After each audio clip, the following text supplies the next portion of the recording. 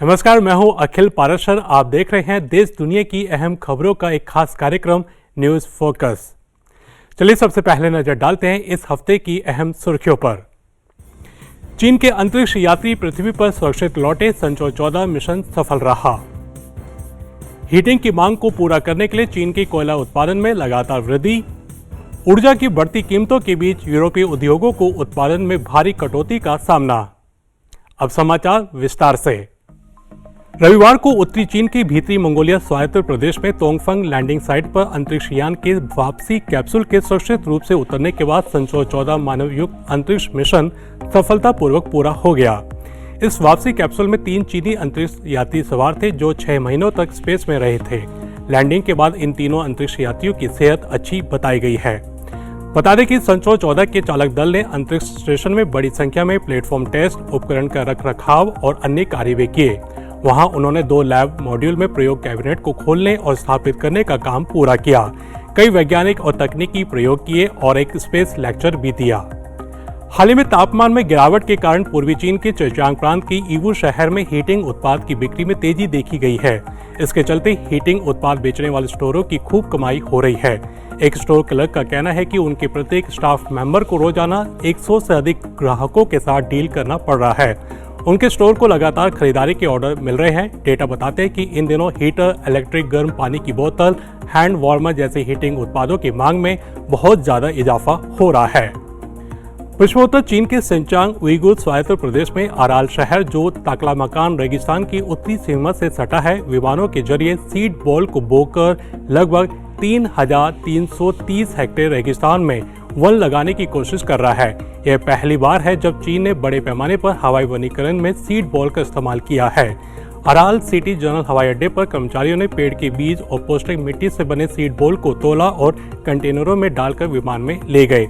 बीजों की जीवित रहने की दर में सुधार करने के लिए अधिकारियों ने शांशी विज्ञान और प्रौद्योगिकी विश्वविद्यालय सहित कई विश्वविद्यालयों के साथ सहयोग किया है और सबसे अच्छा बुवाई अनुपात निर्धारित करने के लिए 400 हेक्टेयर रेगिस्तान पर प्रयोग किया है। उम्मीद है कि इस दिसंबर के अंत से पहले अराल लगभग 3,300 हेक्टेयर रेगिस्तान के लिए हवाई बीजारोपण पूरा कर लेगा। इस कड़ाके की सर्दी में हीटिंग की मांग को पूरा करने के लिए चीन का कोयला उत्पादन और पावर प्लांट में संग्रहित कोयले की मात्रा लगातार बढ़ रही है। राष्ट्रीय सांख्यिकी ब्यूरो के अनुसार अक्टूबर में चीन का कोयला उत्पादन 37 करोड़ टन तक पहुंच गया, जो साल दर साल 1.2% अधिक है। विशेष रूप से चौथी तिमाही के बाद से चीन की प्रमुख कोयला खदानों ने उत्पादन क्षमता के विस्तार को गति दी है और हीटिंग की मांग को सुनिश्चित करने के लिए उच्च उत्पादन स्तर बनाए रखा है। चाइना राष्ट्रीय कोयला संघ के अनुसार प्रमुख तटीय पावर प्लांट के पास 10 दिनों से अधिक के लिए कोयला का भंडार है और पूर्वोत्तर चीन के प्रमुख पावर प्लांट में विशेष रूप से 15 दिनों से अधिक के लिए कोयले का भंडार है। इन दिनों पूरे चीन में ठंड का मौसम है और सर्दी इस कदर है कि सब कुछ जम रहा है। उत्तरी चीन के भीतरी मंगोलिया स्वायत्त प्रदेश के पाओथो शहर को पार करने वाली पीली नदी का एक हिस्सा जम गया है। इस नदी का यह हिस्सा पिछले साल की तुलना में 10 दिन पहले ही जम गया है। अब तक भीतरी मंगोलिया स्वायत्त प्रदेश में पीली नदी का जमा हुआ हिस्सा 146 किलोमीटर तक पहुंच गया है। बता दें कि 5,464 किलोमीटर लंबी पीली नदी चीन की दूसरी सबसे लंबी नदी है और भीतरी मंगोलिया में इसका भाग नदी की कुल लंबाई का छठा हिस्सा है। पीली नदी पश्चिमोत्तर प्रांत छिंगाई से निकलती है और पश्चिमी, मध्य, उत्तरी और पूर्वी चीन में 9 प्रांतों और स्वायत्त प्रदेशों से होकर गुजरती है। रूस के खिलाफ प्रतिबंधों के प्रभाव से प्रभावित कई यूरोपीय देशों को कड़ी ऊर्जा आपूर्ति का सामना करना पड़ रहा है और बढ़ती ऊर्जा की कीमतों के बीच यूरोपीय उद्योगों को उत्पादन में तेज कटौती का सामना करना पड़ रहा है। दुनिया के सबसे बड़े रासायनिक निर्माता BASF का विशाल प्लांट जर्मनी के लुडविग शाफेन में स्थित है। 10 वर्ग किलोमीटर से अधिक के क्षेत्र में फैला ये प्लांट दुनिया का सबसे बड़ा एकीकृत रासायनिक परिसर है, जहां 125 ब्रांच कारखाने 1,771 मील की पाइपलाइनों से जुड़े हुए हैं। BASF पूरे स्विट्जरलैंड द्वारा उपयोग की जाने वाली प्राकृतिक गैस की मात्रा के बराबर खपत करता है और लगभग 3.6 अरब क्यूबिक मीटर प्राकृतिक गैस जर्मन प्लांट द्वारा खपत की जाती है, जो रूस से आती थी। अब रासायनिक विशाल ऊर्जा संकट के कारण बंद होने के कगार पर खड़ा है। अब चलते हैं हमारे एक स्पेशल सेगमेंट की तरफ, न्यूज स्टोरी।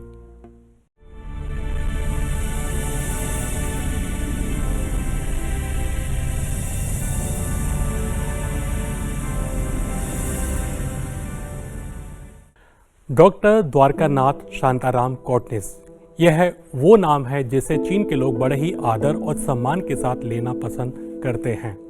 आज उनके निधन को 80 वर्ष हो गए हैं, फिर भी चीन की आम जनता में उनकी निस्वार्थ मानव सेवा और अपने काम के प्रति लगन और समर्पण को लोग आज भी याद करते हैं। चीन में उन्हें भारत चीन मित्रता के प्रतीक के तौर पर सम्मान प्राप्त है। तो आज न्यूज स्टोरी में हम जानेंगे कि क्या है डॉक्टर कोटनिस की कहानी, वो चीन कैसे पहुंचे और क्यों चीन के लोग उनका इतना सम्मान करते हैं।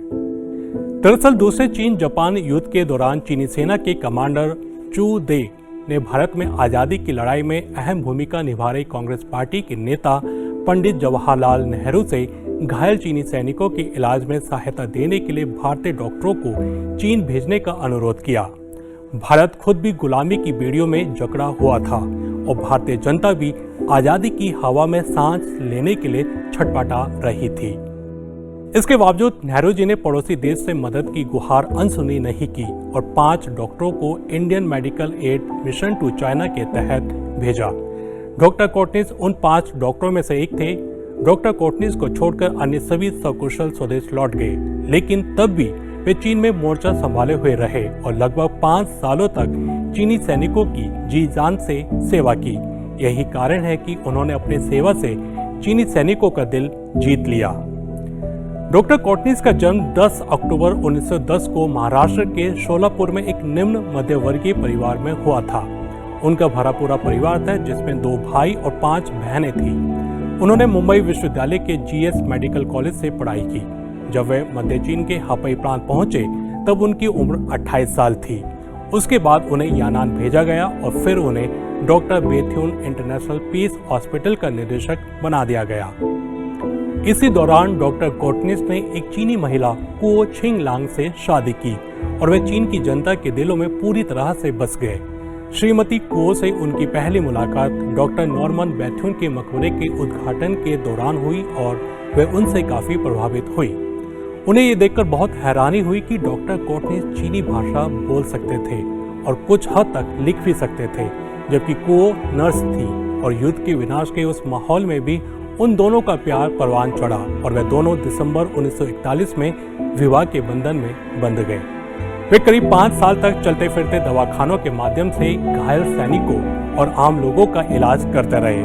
वे दिन रात मरीजों की सेवा में जुटे रहते थे। उनका कहना था कि मरीजों के आने की प्रतीक्षा नहीं करनी चाहिए, बल्कि खुद मरीजों तक पहुंच जाना चाहिए। इसी अथक परिश्रम का असर बाद में उनकी सेहत पर पड़ने लगा। अपने त्याग और समर्पण से दोनों देशों की मैत्री की मिसाल बने डॉक्टर कोटनिस का 9 दिसंबर 1942 को मिर्गी के कारण 32 वर्ष की उम्र में ही निधन हो गया। उनके निधन पे चीन के शीर्ष नेता माओ त्से-तुंग ने कहा था, सेना ने अपना मददगार और जनता ने अपना दोस्त खो दिया है। चीन की जनता आज भी डॉक्टर कोटनिस की निस्वार्थ सेवाओं को याद करती है। साल 1976 में उत्तरी चीन के हपई प्रांत की थांग काउंटी में लोगों ने डॉक्टर कोटनिस की याद में एक मेमोरियल हॉल की स्थापना की, जहां डॉक्टर कोटनिस ने अपने जीवन के आखिरी दिन गुजारे थे। इस मेमोरियल हॉल में उस समय उपयोग किए जाने वाले चिकित्सा उपकरणों और दैनिक आवश्यकताओं की वस्तुएं रखी गई हैं। इतना ही नहीं, डॉक्टर कोटनिस पर डाक टिकट भी जारी की गई है। इसके अलावा डॉक्टर कोटनिस की भावना से प्रेरित होकर चीन और भारत ने कई बार संयुक्त चिकित्सा दलों की मुफ्त इलाज गतिविधियों का आयोजन भी किया है, जिसका उद्देश्य चिकित्सा के क्षेत्र में भारत और चीन के डॉक्टरों के बीच आदान प्रदान को बढ़ावा देना है। साथ ही दोनों देशों के लोगों के बीच समझ और दोस्ती को बढ़ावा देना भी है। जब चीन में छिंगमिंग दिवस आता है, जिसमें चीनी लोग अपने दिवंगत लोगों की कब्र पर जाकर उन्हें याद करते हैं, तब वे डॉक्टर कोटनिस को भी याद करते हैं। हपई प्रांत के सचाचुआंग में उनकी एक प्रतिमा बनी हुई है, जहां अपनी नम आंखों से लोग उनकी प्रतिमा पर फूल चढ़ाते हैं और उन्हें याद करते हैं। तो ये था आज का खास कार्यक्रम न्यूज फोकस। अभी इजाजत दीजिए, अगले हफ्ते फिर मिलेंगे इसी समय। नमस्ते।